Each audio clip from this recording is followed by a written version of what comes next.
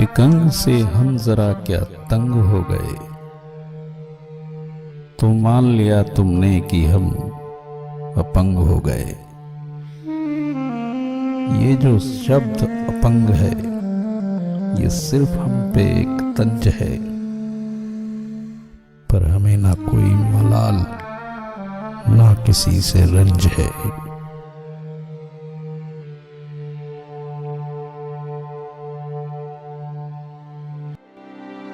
दिव्यांगों को डिसेबल्ड समझकर अक्सर हमारे परिवार और समाज के लोगों द्वारा उनकी उपेक्षा की जाती है। और वो लोग डिसेबल्ड नहीं हैं, बल्कि डिफरेंटली एबल्ड लोग हैं, जिनकी वास्तविक ताकत का आपको सही अंदाजा तक नहीं है। नृत्यांगना सुधा चंद्रन, एवरेस्ट पर फतह करने वाली अरुणिमा सिन्हा, संगीतकार रविंद्र जैन, महान खगोलविद स्टीफन हॉकिंस और हेलन केलर जैसे सैकड़ों लोगों की लंबी फहरिस्त है, जिन्होंने अपनी विकलांगता के बावजूद अभूतपूर्व कामयाबी हासिल की और दुनिया को साबित किया कि सिर्फ अंग भंग हो जाने से ही वो अपंग और बेकार नहीं हो जाते। नमस्कार, मैं पवन कुमार सिंह बिहार स्टोरी के चैनल पर आप सभी का फिर से एक बार स्वागत करता हूं। आज आपका परिचय एक ऐसी दिव्यांग महिला से कराने जा रहे हैं जो जन्म से दृष्टिहीन रही, पर उनके खामोश अंधेरों से शुरू हुई एक ऐसी सुनहरी दास्तान जिसकी वजह से आज देश के हजारों लाखों विकलांगों के लिए वह उम्मीद का किरण बन चुकी है। आज से तकरीबन 25 साल पहले बिहार के मुजफ्फरपुर की धरती से एक दिव्यांग महिला ने अपने कर्मों के प्रताप और बुलंद इरादों के बदौलत अपनी विकलांगता को हराकर चारों खाने चित कर दिया। तो आइए चलते हैं मुजफ्फरपुर और देखते हैं उनकी पूरी स्टोरी। एक शहर जिसका नाम सुनते ही जबान रसीली और मीठी हो जाती है, वो है मुजफ्फरपुर। शाही लीची और मीठे आमों के लिए मशहूर मुजफ्फरपुर के इसी रिहायशी इलाके में एक जगह है जिसका नाम है भगवानपुर। यह जगह कुछ खास इसलिए है कि यहाँ पर है वह शिक्षा का मंदिर जिसका नाम है शुभम विकलांग संस्थान, जो किसी की घनघोर साधना का नतीजा है। भले उन आंखों में रोशनी ना थी, पर अपने मन की दिव्य और दूरदृष्टि से दिव्यांगों के बीच निःशुल्क शिक्षा का अलख जगाने वाली डॉक्टर संगीता अग्रवाल ने हजारों मूकबधिर और दृष्टिहीन बच्चों का भविष्य संवारने का काम किया है और आज भी कर रही है।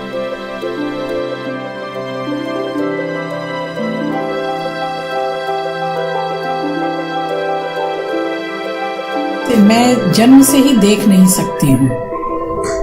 तो सबसे पहले जब मैं 4-5 साल की थी तभी से मुझे अपना ध्यान है।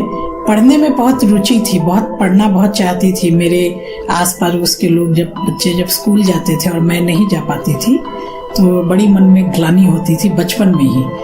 तो मेरी इस इच्छा को देखकर मेरे पिताजी ने बहुत प्रयास किया और दिल्ली में एक विद्यालय में मेरा नामांकन कराया। वहाँ मैं 1971 से लेकर 1992 तक मैं वहाँ रही और 21 साल रहकर मैंने क्लास 1 से PhD तक की पढ़ाई, MPhil PhD की संस्कृत में वहाँ रहकर दिल्ली विश्वविद्यालय से। मैंने 1992 में अब जब मेरी PhD कंप्लीट हो गई और 1993 में मुझे कॉन्वोकेशन में डिग्री प्राप्त हुई, उसके बाद मैंने निर्णय किया कि मैं वापस अपने शहर मुजफ्फरपुर आऊँगी और मैं बिहार में अपने शहर मुजफ्फरपुर आई और इसी को मैंने अपनी कर्मस्थली बनाने का निर्णय किया। मैंने बचपन से ही अपने 2 लक्ष्य बना के रखे थे। पहला लक्ष्य आत्मनिर्भर होना और दूसरा लक्ष्य मेरा था कि मैं दिव्यांग जनों के लिए कुछ करूँगी अपने स्तर पर। तो क्योंकि पहला लक्ष्य तो पूरा होता नहीं दिखता था, नौकरी की कोई संभावना तत्काल में नहीं दिखती थी, इसलिए मैंने 1993 में शुभम विकलांग विकास संस्थान की स्थापना की। इस संस्था का जो मेरा मूल मंत्र था, इसका लोगो जो मैंने बनाया, जो इसका प्रतीक वाक्य बनाया, वो था आत्मनिर्भरत्वम शुभम।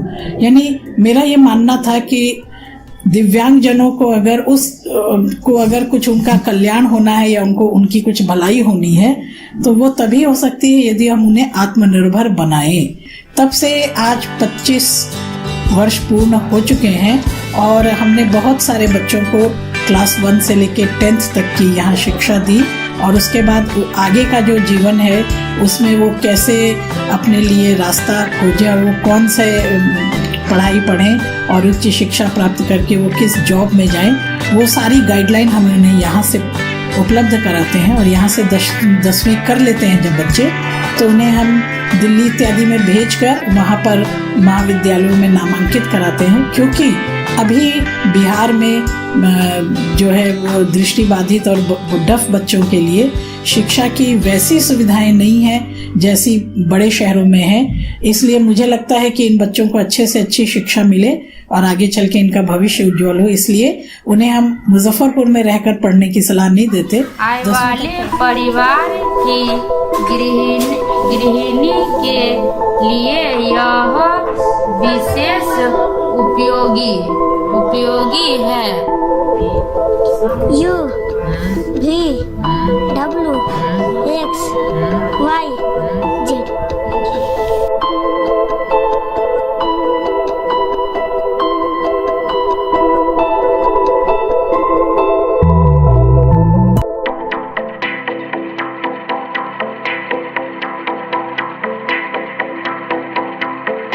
लगभग 1 एकड़ में फैले अपने फैमिली के फार्म हाउस को शुभम विकलांग विकास संस्थान के रूप में तब्दील करने वाली डॉक्टर संगीता अग्रवाल ने जब 25 साल पहले दिव्यांगों के भलाई के लिए काम करना शुरू किया, तो उन्होंने बहुत दिक्कतों का सामना किया। गांव-गांव जाकर दिव्यांग बच्चों की न सिर्फ तलाश की, बल्कि लोगों को मनाया और जागरूक भी किया। शुभम विकलांग विकास संस्थान के परिसर में आवासीय सुविधाएं भी हैं। संस्थान में अभी 80 बच्चे पढ़ रहे हैं और यहाँ रह भी रहे हैं, जिनकी देखरेख, जिम्मेदारी और भोजन की व्यवस्था संस्थान ही करता है।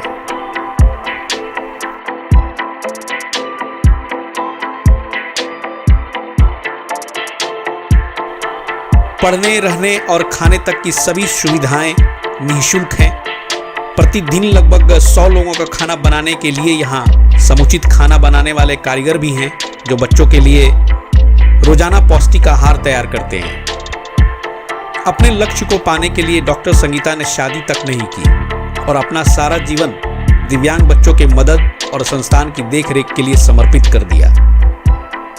1961 में पैदा हुई डॉक्टर संगीता अग्रवाल देश की प्रथम दृष्टिहीन महिला हैं जिन्होंने संस्कृत से PhD किया, और यही नहीं 1996 में BPSC की परीक्षा उत्तीर्ण करके मुजफ्फरपुर के LS कॉलेज में लेक्चरर बनी और अभी भी प्रोन्नति के बाद वहां योगदान दे रही हैं। डॉक्टर संगीता के प्रयासों के कारण ही बिहार और झारखंड के एकमात्र ब्रेल लिपि प्रेस के लिए सरकार ने इन्हें मुफ्त मशीनरी दी, जो 1 घंटे में 4000 पेज छाप सकती है।